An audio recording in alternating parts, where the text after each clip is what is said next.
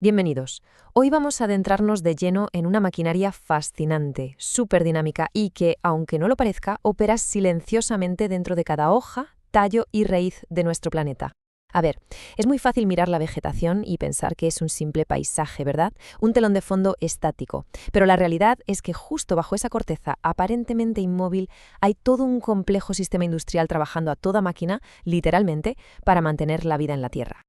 Pensemos por un momento en un motor mecánico tradicional. Para que funcione y genere movimiento, necesita sí o sí un proceso de combustión, es decir, quemar algún tipo de combustible para liberar energía. Bueno, pues a nivel biológico ocurre exactamente lo mismo. Para que una planta sobreviva, crezca y dé frutos, necesita desesperadamente obtener y transformar una fuente de energía. Y de eso trata precisamente la fisiología vegetal, de entender cómo funciona este maravilloso motor biológico y de dónde saca esa fuerza motriz inagotable. Para desarmar y entender bien este motor, vamos a seguir una ruta muy clara. Empezaremos con el motor verde, pasaremos al árbol genealógico vegetal, luego al sistema de transporte hidráulico, después visitaremos las fábricas de energía celular y terminaremos con los mecanismos de supervivencia y excreción.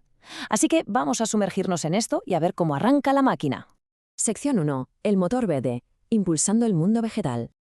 Empecemos por la base del diseño, porque hay una diferencia monumental entre las plantas y el resto del mundo biológico.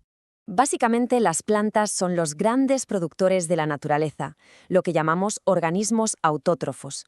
Tienen esa capacidad alucinante de atrapar la luz del sol y convertirla en energía biológica útil, el famoso ATP, para construir sus propias estructuras. Por el contrario, los animales, y sí, eso nos incluye a nosotros, somos simples consumidores, organismos heterótrofos. Como no venimos de fábrica con esa habilidad, dependemos por completo de consumir la energía que este motor verde ya ha empaquetado y almacenado en forma de alimento. Pasamos a la sección 2, el árbol genealógico vegetal, mejoras evolutivas. Porque claro, este motor no siempre fue tan sofisticado como lo vemos hoy.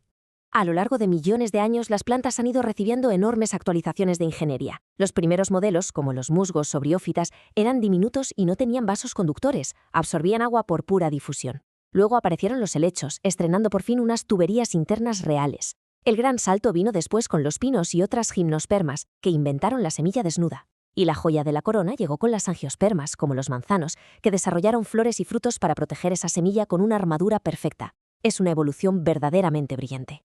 Y si nos fijamos en estas plantas más avanzadas, las angiospermas, vemos dos diseños estructurales impresionantes.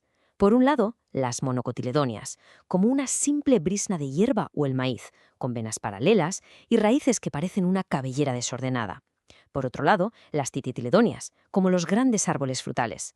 Estos exhiben redes de venas muy ramificadas y una raíz principal súper sólida, capaz de anclar toneladas y toneladas de madera al suelo.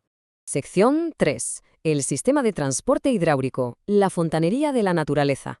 Vamos a ver cómo mueven fluidos estas estructuras tan imponentes de las que hablábamos. Para que la fábrica no pare, existen dos grandes autopistas internas. El xilema, que lleva el agua y los minerales desde las raíces hacia arriba, y el floema, que reparte el alimento recién fabricado en las hojas en todas las direcciones. Ahora, lo que es realmente fascinante de esta fontanería es el xilema. Hace todo su trabajo colosal utilizando exclusivamente células muertas. Tal cual. Al madurar, estas células se vacían por completo y sus paredes se convierten en tuberías rígidas de altísima resistencia. Claro, levantar agua a decenas de metros de altura desafiando la gravedad no es ninguna broma. Pero las plantas no usan bombas mecánicas ruidosas, lo hacen con pura física. El agua entra por las raíces y las moléculas se pegan entre sí para subir juntas por el xilema. Al final del recorrido, el sol evapora el agua en las hojas en un proceso llamado transpiración. Esto crea un vacío perfecto que literalmente tira de toda la columna de agua microscópica hacia arriba, y lo mejor de todo es que no gastan ni una pizca de energía metabólica en el proceso. Y ojo, porque la presión de este circuito es constante, incluso de noche. De hecho, muchas veces ese precioso rocío que vemos por la mañana en el césped no es humedad del ambiente. Es un fenómeno fisiológico superactivo llamado gutación. Por la noche, como la planta no evapora agua, las raíces siguen bombeando líquido con tanta fuerza que el exceso sale expulsado físicamente en forma de gotitas por los bordes de las hojas.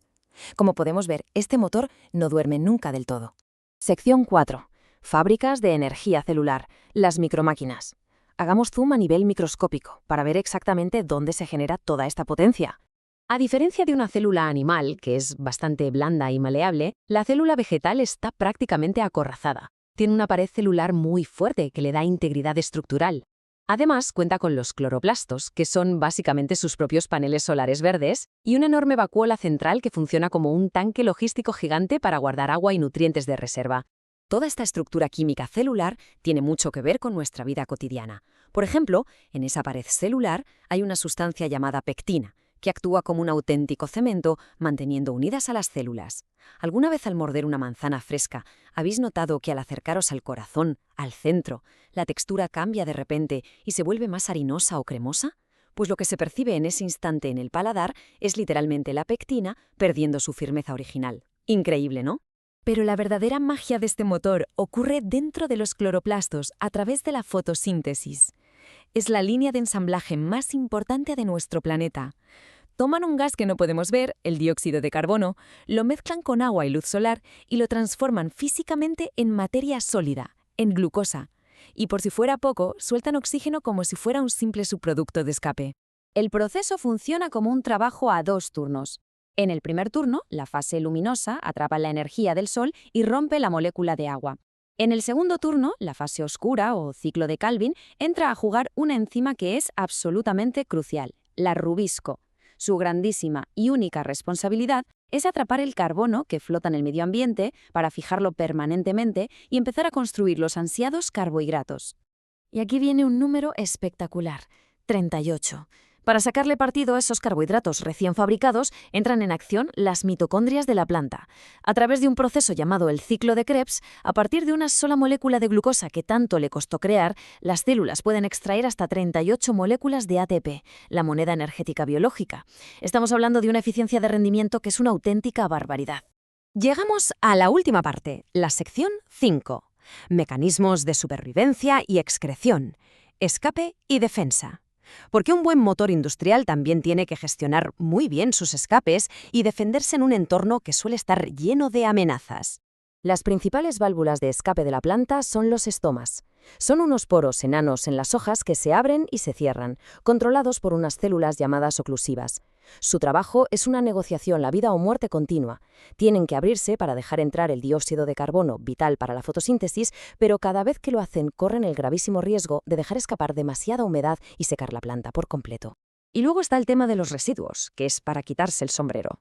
Las plantas no excretan ni liberan sus desechos al exterior, por falta de utilidad, como hacemos la mayoría de los animales. Ellas son expertas en reciclaje extremo, convierten sus subproductos metabólicos en armas tácticas. Fabrican látex, lo usan para amargar la boca a los herbívoros y que no se las coman.